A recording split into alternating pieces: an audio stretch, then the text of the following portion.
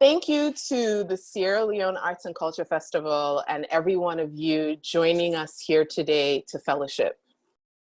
I'll be speaking at first about Sierra Leone as our sunken place and our collective trauma. Then I'll talk about my experiences as a creative and an entrepreneur.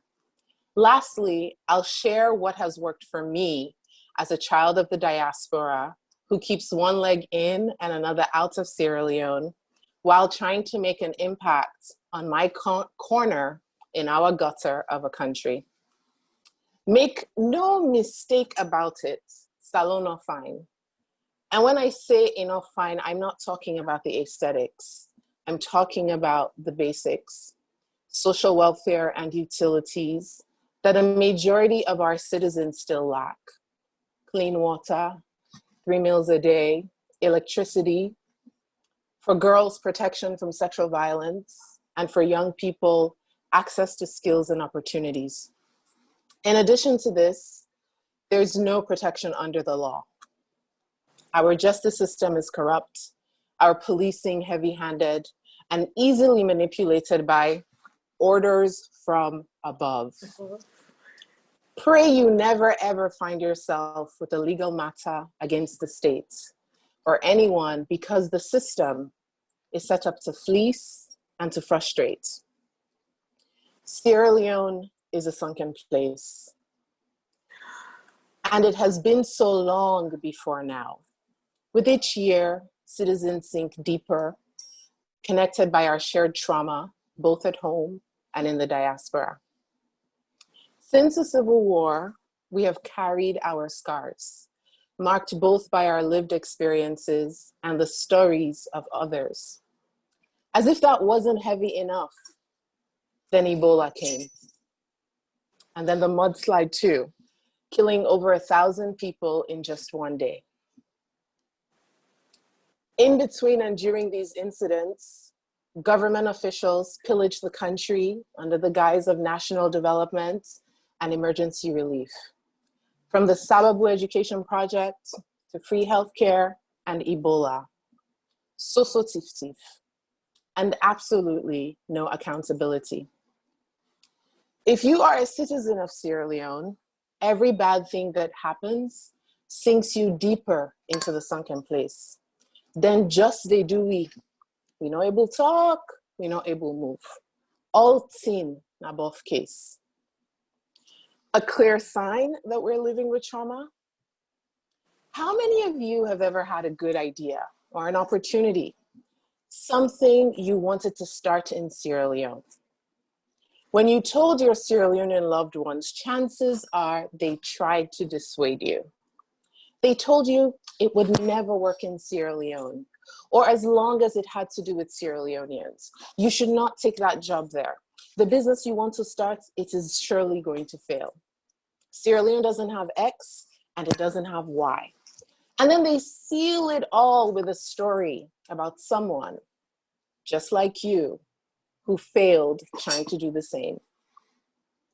I used to think that the cause of the negative national talk was self-hate, but now I know it's trauma. There are three types of trauma: acute, chronic, and complex. And all of us are on the spectrum. Either we witnessed one bad event, prolonged exposure to everyday suffering caused by corruption, and or a string of disasters, both natural and man-made. We are in a sunken place. Salon no fine. Let nobody not lie to you. At the end of 2017, I went to Sierra Leone to try to build my marketing company again.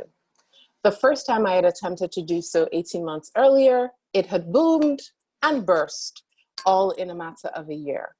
I got one big contract with a brewery, flew in a manager from Ghana to lead our operations in Freetown, and I thought, surely we're about to blow up. I was in for a rude awakening. Some of the staff of the company we worked for repeatedly sabotaged the work. They were not happy that I had won the contract. No bribe or kickback paid. In the same period, I landed a contract with a baby food company, which would eventually send us into bankruptcy when the client refused to pay. We had already started the work. We had a contract. He broke it. Then he lied and said we hadn't done the work. Thankfully, I had the receipts of the lies in my inbox, but not being paid for months put us deep into the red. I had to leave the company and Freetown and regroup. I had to let go of my staff. In November 2017, I was back in Freetown on the invitation of AYV to start a conversation about reviving the Vickie Remoe show.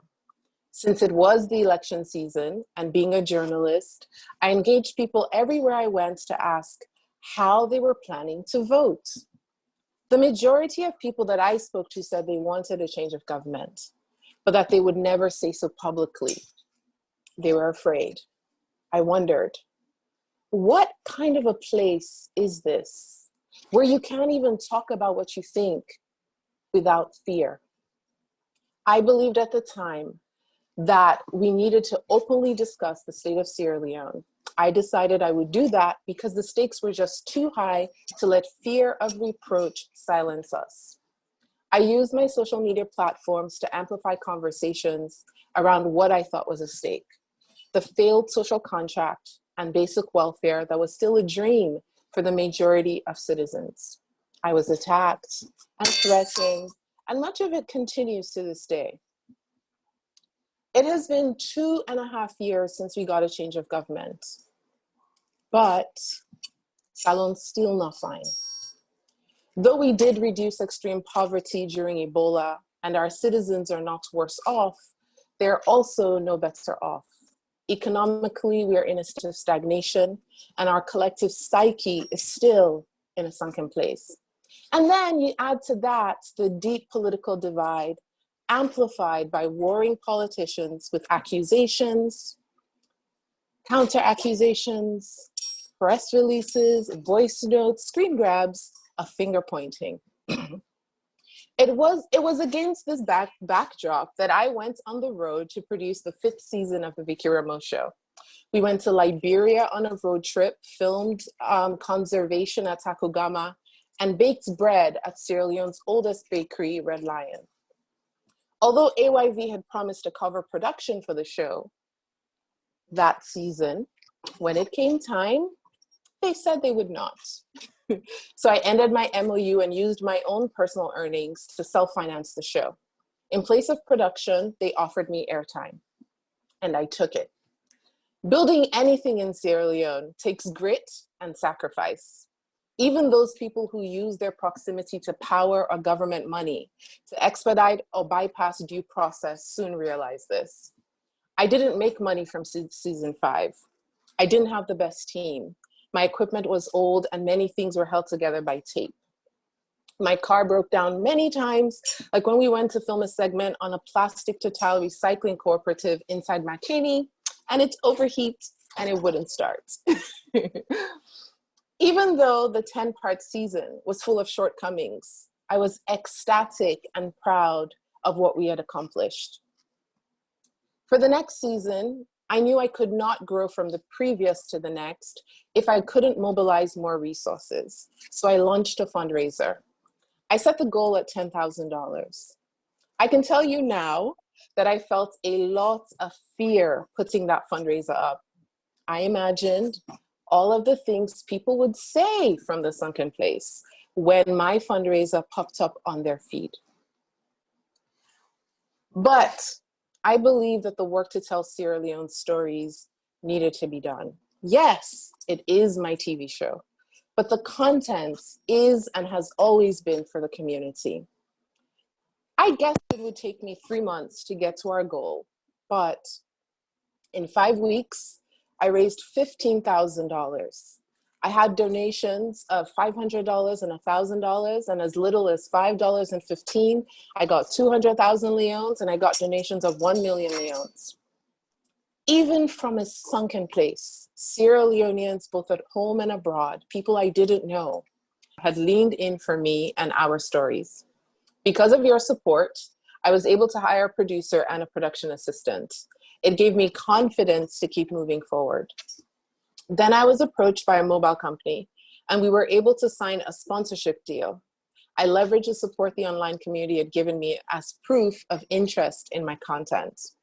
In 18 months, I took the Vickie Remoe show from negative revenue to a gross revenue of $30,000, which gave me new equipment and a team. I hadn't done so with political connections or by compromising my integrity. I had taken no shortcuts. What got me there was the belief that if I could tell stories to Sierra Leoneans, I could uplift them from the sunken place. Maybe not all at once, but slowly. I believed that my stories could revive belief in Sierra Leone and replace faith where fear had taken hold.